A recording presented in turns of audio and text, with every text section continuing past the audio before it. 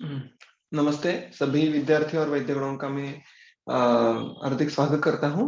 और हम इस सत्र की शुरुआत प्रार्थना से करेंगे। ओम सहना भवतु सहनौ भुनक्तु सह परवावहै तेजस्विनावधीतमस्तु मा विद्विषावहै। ओम शांति शांति शांति।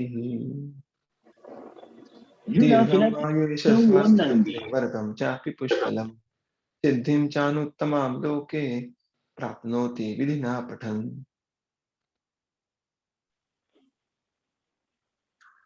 धन्यवाद।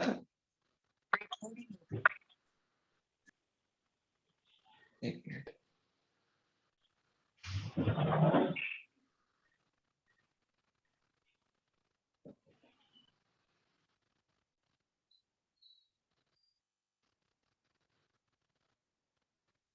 यस, ठीक है। तो अभी तक हमने जो पहले 3 सत्र थे उनमें हमने चतुर्थ संहिता का जो आरंभ से वाचन शुरू किया है। सूत्रस्थान पहला अध्याय दीर्घेन जीवितीय अध्याय का।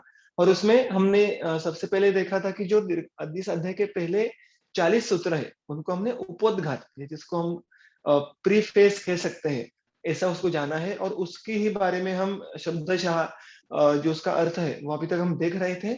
और वो अर्थ देखते देखते हमने बहुत बार अन्वय कैसे लगाते हैं, संधि विग्रह कैसे करते हैं, कुछ विभक्तियों के अर्थ, ऐसा हम आगे सीखते जा रहे हैं। तो उसी फ्लो को कंटिन्यू करेंगे। और आज के सत्र में हम जो ये उपोद्घात है, जो सूत्र क्रमांक 40 तक संपूर्ण हो जाता है, वहां तक हम आगे रुकेंगे। ठीक है, तो हम एक बार फिर एज यूजुअल एक रैपिड रिकैप करते हैं कि शुरुआत से हमने क्या क्या देखा है।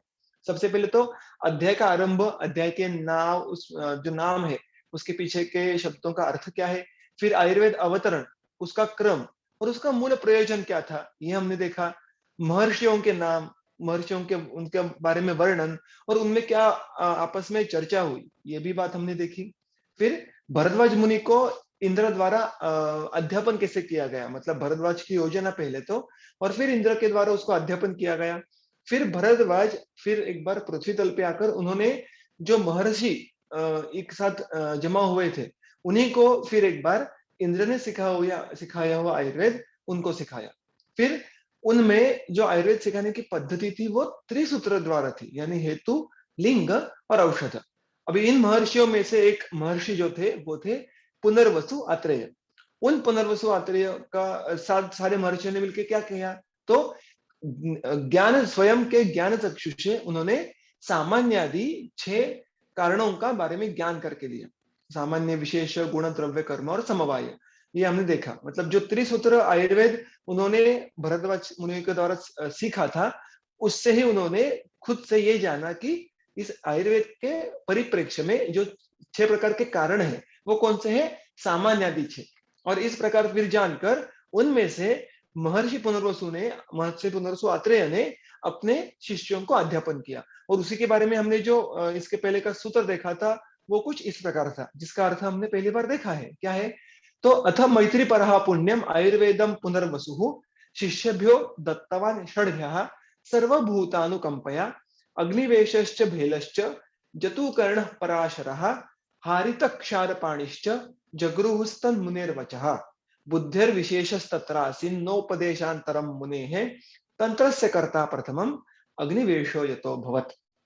ये क्या था, तो हमने देखा था कि कैसे अग्निवेश इत्यादि 6 शिष्यों को पुनर्वसु आत्रेय ने, जो मैत्री से परिपूर्ण थे, मैत्री इसका अर्थ हमने बहुत इंटरेस्टिंग देखा था कि सर्वभूतेषु आत्मनि एव बुद्धि, कि जैसे आप खुद के साथ व्यवहार करेंगे वैसे ही व्यवहार सारे प्राणी मात्रों के साथ करना है, ये मैत्री की परिभाषा थी। उन्होंने इन 6 शिष्यों को सर्वभूतानुकंपया, यानी पूरे प्राणी मात्रों के प्रति जो मन में दया भाव था उसको जानकर उन्होंने आयुर्वेद को प्रदान किया। और फिर उन 6 में से भी सबसे पहला तंत्र की रचना, सबसे पहले तंत्र की रचना किसके द्वारा हुई, तो वो अग्निवेश द्वारा हुई, क्योंकि उनके पास कुछ विशिष्ट बुद्धि थी। वो बुद्धि कौन सी देखी थी हमने, तो तंत्र रचना करने की जो क्षमता है वो उनके पास सबसे अच्छी थी उन 6 शिष्यों में से। और इसीलिए आगे हम देखने वाले कि सारे 6 शिष्यों ने तंत्र बनाया, लेकिन सबसे पहले तंत्र बनाने में सक्षम कौन हुए, तो वो अग्निवेश हुए। और फिर उसके बाद जो आगे का सूत्र है वो हमें क्या दर्शाता है कि अग्निवेश तंत्र के बाद बाकी भी 5 शिष्यों ने अपने अपने तंत्रों की रचना की। सूत्र क्या है? देखो सूत्र क्रमांक 33, अथ भेलादेश चक्रुः स्वं स्वं तंत्रम कृतानि च श्रावयामासु रात्रेयम सर्षि संगम सुमेधसः। तो मैंने यहाँ पे जो स्वल्प विराम यहाँ पे जो रखा है पहले पंक्ति में, वो हमारे समझ के लिए रखा है, मूल सूत्र में नहीं है। कि वहां पे एक वाक्य का अंश पूरा होता है। वो कौन सा है? देखो, अथ भेलादया चक्रुः स्वं स्वं तंत्रम, यानी अथ, अथ मतलब हमने अभी तक देखा है कि कोई नई शुरुआत हो या किसी एक घटना के बाद दूसरी घटना हो, तो उसके शुरुआत में अथ इस अव्यय का उपयोग होता है। तो यहाँ पे भी क्या हुआ, एक बार अग्निवेश तंत्र का निर्माण हुआ, उसके बाद अब भेलादयाः स्वं स्वं तंत्रम चक्रुः, ये इसका अन्वय हो गया। भेल आदि, आदि मतलब भेल इत्यादि जो उर्वरित 5 शिष्य है, उन्होंने स्वं स्वं तंत्रम यानी खुद खुद के स्वयं के तंत्रों की चक्रुः किए, किए मतलब उनकी रचना की। चक्रु अभी तक देख रहे कि हम जो भी देखो, ये जो उपोद्घात है 40 सूत्रों का, ये पूरा is just like a story telling कि what happened in the past. और इसलिए सारे प्रायः जो क्रियापद है, जो वर्ब्स है, वो भूतकालवाचक है। अभी संस्कृत भाषा में भूतकालवाचक क्रियापद जो रूप होते हैं, उनके भी कुछ प्रकार है। तो मैं इतने बारीकियों में तो नहीं जाऊंगा, लेकिन ये जो है वो भी भूतकाल का एक प्रकार है, चक्रुः।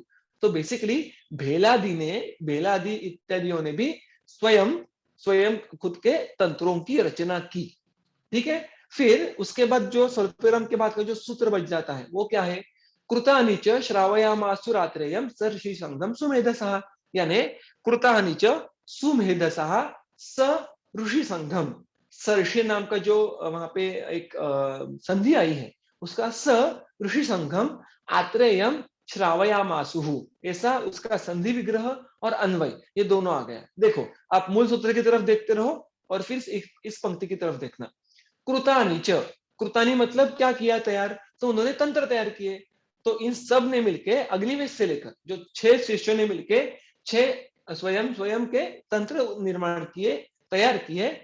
सुमेधसा, किनके द्वारा तैयार हुए? वो ऐसे शिष्य जो सुमेधसा, सु मतलब अच्छे मनीषा से, मानस से, जिनका मेधा जो बुद्धि उसको कह सकते हैं, वो अत्यंत बुद्धियुक्त है। तो अत्यंत बुद्धिमान ऐसे प्रकार के जो 6 शिष्य है, उनके द्वारा इस प्रकार के 6 तंत्रों की जो रचना की गई थी, उन तंत्रों का क्या हुआ? उन तंत्रों को उन्होंने स ऋषि संघम आत्रेयम श्रावयामासुः, आत्रेय और संगम, देखिए संगम मतलब कम्युनिटी और ग्रुप। तो उस प्रकार का जो ग्रुप था, कौन था? आत्रेयों के साथ बाकी भी बहुत सारे महर्षि थे। तो इन 6 शिष्यों ने स्वयं के तंत्र आत्रेय और उनके साथ उपस्थित जो अन्य महर्षि थे उनको सुनाए। क्योंकि जब खुद की रचना करते हैं तो उसका हम बोलते हैं कि it's a kind of validation, कि क्या मैंने सही तंत्र की रचना की है, क्या उसमें कोई दोष तो नहीं है। ये सारा हम किसके वैलिड कर सकते हैं? ऑब्वियसली जिन गुरुओं से हमने सब ये सीखा है ज्ञान, उनको एक बार वो कह के सुनाना एक बहुत ऑब्वियस ऑथेंटिफिकेशन है उसका। तो वही उन्होंने किया कि खुद के तंत्रों की रचना की और उस तंत्रों का उन्होंने सुनाया, ना कि सिर्फ पुनरुसु आत्रेय को, तो उनके साथ बहुत सारे अन्य भी उस समय के जो महर्षि थे उनको तंत्र सुनाए। सो वो सुनने के बाद क्या हुआ? शिष्यों के तंत्रों का ज्येष्ठों द्वारा श्रवण किया गया। ज्येष्ठ यानी पुनर्वसु आत्रेय और उनके साथ जो अन्य महर्षियों का संघ था, गण था। श्रुत्वा सूत्रणम अर्थानाम ऋषयः पुण्यकर्मणाम यथावत् सूत्रितम इति प्रदुष्टाते अनुमेनिरे। क्या हुआ देखो, अन्वय लगाएंगे पहले। ऋषयः, ये इसका कर्ता है प्रथमा विभक्ति में, तो ऋषियों ने। और सबसे अंत में मैंने जो शब्द लिखा है जो पिंक कलर में, वो क्या है?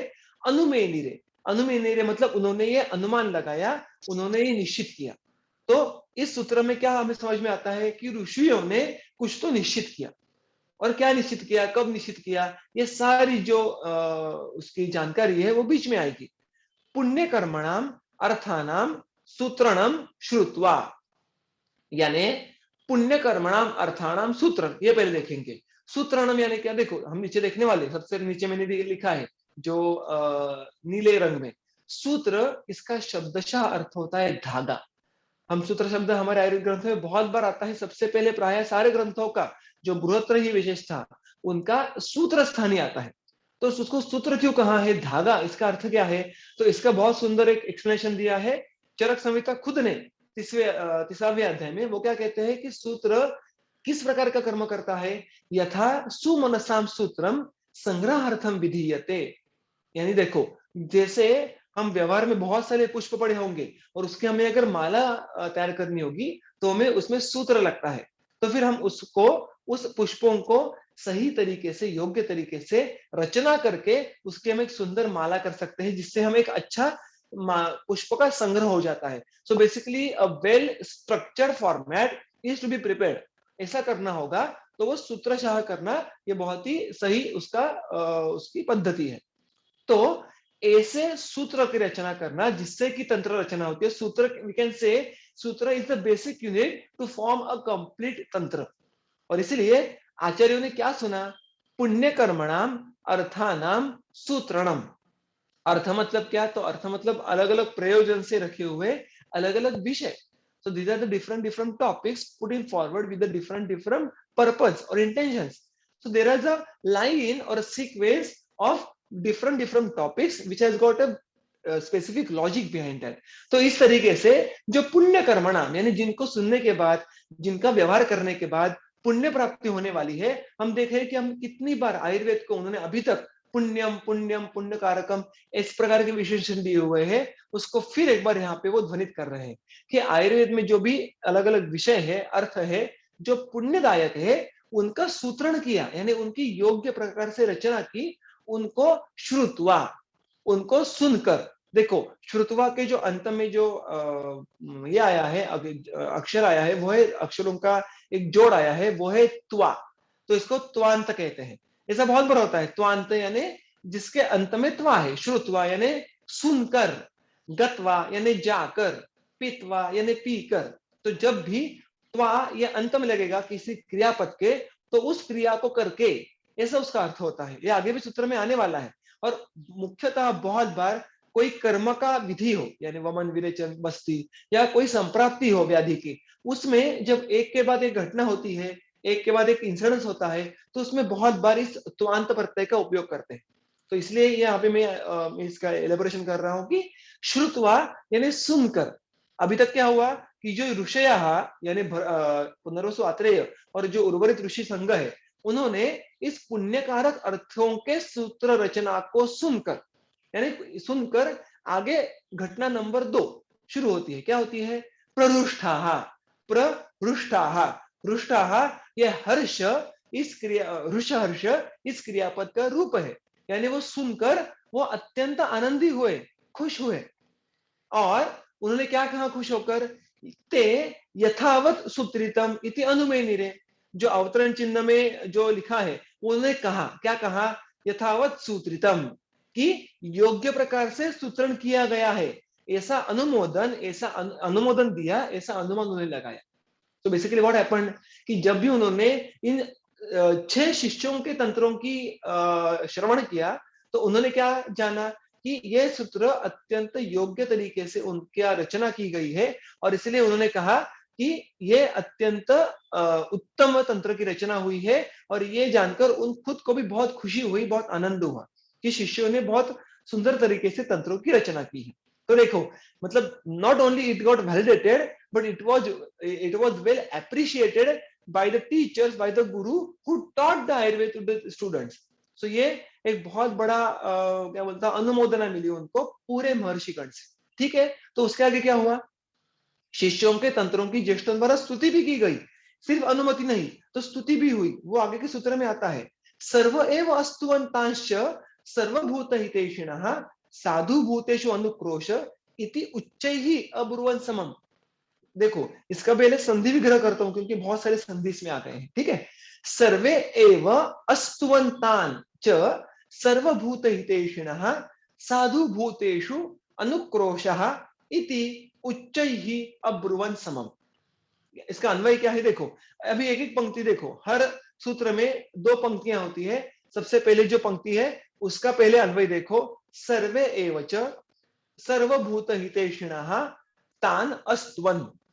देखो, जो येलो कलर में है वो कर्ता है, जो ग्रीन कलर में है वो कर्म है, और जो पिंक कलर में है वो क्रियापद है। उसकी रचना हमने की है। सर्वे अस्तुवन, उन सारों ने स्तुति की। अस्तुवन ये भूतकाल वाचक रूप हुआ। फिर एक बार स्तु, इसका अर्थ है स्तवन करना, स्तुति करना, टू एप्रिशिएट। तो उन सारों ने स्तुति की। किनकी स्तुति की? तान। तान मतलब उनकी, उनके मतलब किनकी? उन 6 शिष्यों की। यानी सारों ने मतलब किन्होंने? उन सारे महर्षियों ने जिन्होंने तंत्र सुना, उन्होंने जिनके द्वारा तंत्र की रचना की गई थी, उन अग्निवेश आदि 6 शिष्यों की स्तुति की। और वो शिष्य कैसे थे? वो शिष्य थे सर्वभूत हितैषिणः। उन तंत्रों को सुनकर उनको ये बात समझ में आ गई कि जिस तरीके से, जिस प्रयोजन से आयुर्वेद का अवतरण हर एक पड़ाव पे होते आया है कि सर्वभूतानुकंपया, सर्वभूतेषु अनुक्रोशः, दया भाव से, उसी भाव से, यानी with the compassionate feeling, with the purpose to serve the society, वो भाव उनके तंत्र में भी प्रतिबिंबित हो रहा था। ये जानकर सर्वभूत हित ऐषणा, हमने आपको पता है ना कि तीसरे श्रेणी में आया है, तीसरा ऐषणा। ऐषणा मतलब इच्छा, डिजायर। तो उन गुरुओं ने ये जाना कि हमारे शिष्यों की भी डिजायर कैसी है? सर्वभूत हित, सारे प्राणी मात्रों के का हित हो, ऐसी मनीषा रखकर जिन्होंने तंत्रों की रचना की, ऐसे शिष्यों का एप्रिसिएशन, स्तुति इन अत्रेयादि महर्षियों ने की। ये इसका पहले पंक्ति का अर्थ हुआ। और फिर उन्होंने क्या कहा? स्तुतिवाचक शब्द, भूतेषु साधु अनुक्रोशः इति उच्चैः समम अब्रुवन्। देखो, अब्रुवन्, ये दूसरे पंक्ति में फिर एक बार एक क्रियापद आ गया। कर्ता वही है। जब हम कोई बात कहते हैं कि देखो कि वैद्य प्रयाग ने चरक सूत्रस्थान 1 का अध्यापन किया, उसके साथ साथ सूत्रस्थान 2 का भी अध्यापन वो करने वाले हैं। तो इसमें वैद्य प्रयाग ये पद वापिस एक बार नहीं आता, क्योंकि पहले के वाक्य में ऑलरेडी उसका उपस्थिति है। सिमिलरली पहले के वाक्य में ऑलरेडी अगर कर्ता उपस्थित हो तो उसका अनुवर्तन दूसरे के वाक्य में हम कर सकते हैं, दूसरे वाक्य में भी। सिमिलरली यहाँ पे उन सारों ने, महर्षियों ने आगे की बात भी कही। अब्रुवन, ये कही या कहा, ऐसा एक भूतकाल वाचक होता है। उन्होंने क्या कहा? भूतेषु साधु अनुक्रोशः, यानी जीवों के प्रति दया के हेतु से इन शिष्यों ने सही सोचा है, ये उन्होंने कहा। So they appreciated the intent behind the तंत्र रचना एज वेल। इति उच्चैः समम, और ये कैसे कहा? उच्चैः, बड़े बड़ी आवाज में कहा, और समम, सबने साथ में मिलकर कहा। दैट मीन्स कि they whole as a group appreciated and they told this thing together in a very loud sound, as if कि बड़ी आवाज में, बड़ी प्रसन्नता से सबने एक साथ मिलकर इस बात को दोहराया कि जीवों के प्रति दया के हेतु से इन शिष्यों ने सही सोचा है। फिर क्या हुआ? फिर इस स्तुति के बाद ये जो उन्होंने उच्च ही समम अब्रुवन, बड़ी आवाज में कहा, तो ये सुनकर देव और देवर्षि भी खुश हो गए। क्या हुआ? देखो आगे के सूत्र में आया है, तम पुण्यम सुश्रुभु शब्दम दिवी देवर्षया स्थिताः सामराः परमर्षिणाम श्रुत्वा मुमुदीरे परम। उन्होंने जब उच्च ही उस बात को कहा, भूतेषु साधु अनुक्रोशः, तब देखो फिर एक बार हम वहां पे अन्वय देखेंगे, देवर्षयाः शब्दम सुश्रुभु, उन महर्षियों ने जो भी कहा था वो किन्होंने सुना? देवर्षियों ने सुना। देवर्षि मतलब देवों के ऋषि, जो देवों को भी ज्ञान देने के लिए सक्षम है, इवन हायर ग्रेड। तो यहाँ पे देवर्षियों ने शब्दम, यानी जो भी शब्द के महर्षियों ने कहे थे उनको सुना। सुश्रुभु, ये भी एक बार भूतकालवाचक रूप हुआ। अभी इसके फिर एक बार इन शब्दों के बारे में कुछ अधिक जानकारी विशेषण के रूप में हमें इस सूत्र में देखने के लिए मिलती है। देवर्षि क्या अकेले थे क्या? नहीं, सामराहा। देखो, सामराहा शब्द के नीचे मैंने उसका समास विग्रह किया है, स अमराहा, यानी अमर है यानी कौन? अमराहा, जिनकी मृत्यु नहीं होती वो, यानी देवताएं। स अमराहा, देवताओं के साथ। स, ये भी जब उपसर्ग लगता है तो उसके साथ, ऐसा उसका अर्थ होता है। तो देवर्षि और स अमराहा, देवों के साथ, वो सब कहां पे स्थित है? दिवी, दिवी स्थिता। हाँ, दिवी, दिवी का अर्थ है आकाश, यानी जो भी आकाश में स्थित ऐसे देवर्षि और देवताएं उन्होंने सुना। क्या सुना? शब्दम, यानी उन्होंने जो भी कहा गया था महर्षियों ने वो सुना। वो कैसा था? तम पुण्यम, अत्यंत पुण्यवाचक ऐसे वो शब्द थे। और किनके द्वारा कहे गए थे? अभी हमने देखा, परमर्षिणा, परमर्षि, महर्षि, ये पर्याय नाम है। तो ये सारा सुनने के बाद उनको क्या हुआ? श्रुत्वा, देखो हमने अभी भी देखा था कि त्वा इसका अर्थ है कि वो क्रिया करके, तो श्रुत्वा यानी सुनकर। जब उन्होंने महर्षियों के द्वारा कही गई बात सुनी तो परम मुमुदिरे, यानी अत्यंत,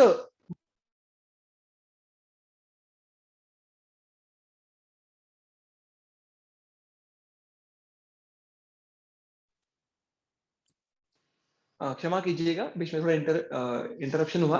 तो परम मुमुदिरे यानी बहुत ज्यादा आनंदित हुए। मुद, मोद, हम कहते हैं ना कि प्रमोद, इनका इसका अर्थ है कि to become happy, to become excited, इस प्रकार का उसकी शेड है। तो ये सारी बातें सुनकर कि जिन्होंने जिन तंत्रों को, जिन शिष्यों के बारे में महर्षियों ने सबने साथ में मिलकर यूनानिमसली बड़े से उनकी स्तुति की, उनको अप्रिशिएट किया, उनको एक्सेप्ट किया, तो ये बात सुनकर देवर्षि और देवता भी बहुत खुश हो गए कि चलो कोई बहुत अच्छी रचना, कोई बहुत अच्छा क्रिएशन ये पृथ्वी तल पे हुआ है, और which is made for the wellbeing for everybody. So they also got very happy. वो सब सुनकर देवर्षि और देवता भी बड़े प्रसन्न हुए, क्योंकि उनका भी मोटिव, उनका भी प्रयोजन ये सारे सृष्टि का हित यही है। तो फिर उन्होंने क्या किया? विद दिस हैप्पीनेस उन्होंने अहो साधु इति निर्घोषो लोकान श्रीन अन्ववादयन नभसि स्निग्ध गंभीरो हर्षाद भूतैरुदीरितः। अहो साधु, संधि विग्रह देखते हैं। अहो साधु इति निर्घोषः लोकान त्रीन अन्ववादयन नभसि स्निग्ध गंभीरः हर्षाद भूतैः उदीरितः। तो उन्होंने भी कुछ तो बात कही। क्या कही? अहो साधु। तो उन्होंने भी अहो साधु ऐसी बात कही, ऐसा उच्चारण किया। अहो और साधु ये जो दोनों अव्यय है उसको कहते हैं प्रशंसावाचक। प्रशंसा यानी स्तुति करना, अप्रिशिएट करना, शाबाशी देना। तो प्रशंसावाचक यानी उन्होंने भी प्रशंसा की कि अरे वाह क्या बात है। हम कहते हैं ना ऐसे कि कोई अगर बात हमें बहुत अच्छी लगती है तो the kind of things we utter, this kind of thing we say, वैसे उन्होंने यहाँ पे कहा कि वाह बहुत बढ़िया, बहुत खूब। इस प्रकार का जो संस्कृत में उसका जो पर्यायी शब्द है वो है अहो साधु। तो अहो साधु इति निर्घोषः, निर्घोष यानी सिर्फ हल्के आवाज में नहीं, बड़े से, हम कहते हैं ना कि घोषणाएं दी गई, तो घोष यानी बड़ी आवाज में वो बात कहना। तो खुश होकर बड़ी बड़े आवाज में भी देवताओं ने और देवर्षियों ने भी ये कहे कि अहो साधु। और वो बड़ी आवाज में कहने की वजह से क्या हुआ? तीन लोकान अन्ववादयत, सिर्फ एक लोग में नहीं, तो पाताल लोग, स्वर्ग लोग, पृथ्वी लोग, तीनों लोगों में ये बात सुनाई दी गई, ये बात प्रसृत हुई, फैल गई। ठीक है। अभी ये घोष कैसा था? देखो कि उन्होंने दे हैव गिवन द कि how happy all the Srishti became. तो ये आवाज भी किस तरीके का था? उनके आवाज से भी ये बात समझ में आ रही थी कि they were very happy. What happened? ते नभसी स्निग्ध गंभीर रहा, वो जो निर्घोष था, वो जो आवाज थी, अहो साधु, ये जो उच्चारण था वो किस प्रकार का था? नभसी, पूरे आकाश में सुनाई दिया, आकाश को व्याप्त किया। और उनका विशेषण क्या किया है? स्निग्ध गंभीर।